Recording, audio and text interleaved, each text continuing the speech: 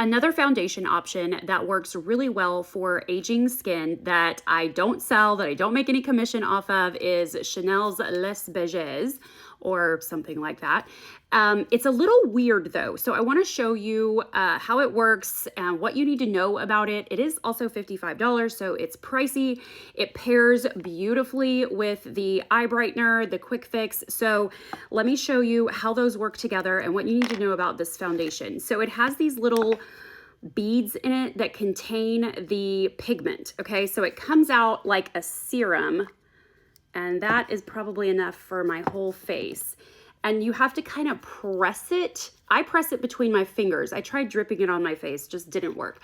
I press it in my fingers, and then you kind of have to start pushing a little harder than you think you should. And the coverage is very light, so this is definitely not full coverage. You could use the Science of Pretty foundation under it if you needed to spot conceal or more coverage in a certain area.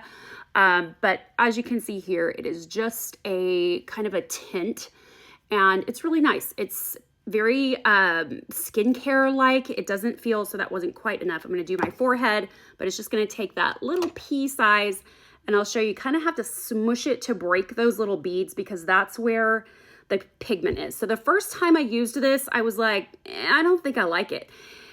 And then I tried it again. It took a while, but I got around to figuring out that it does look really, really natural. This is very much in line with the resting rich face look. And I know that as summer comes and you get a little bit more color, people like to wear a little bit less makeup. So watch how great the Quick Fix works.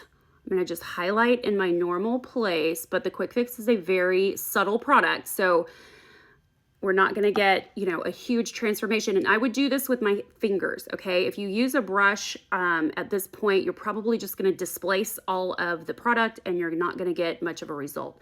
So I'm just going to tap it in.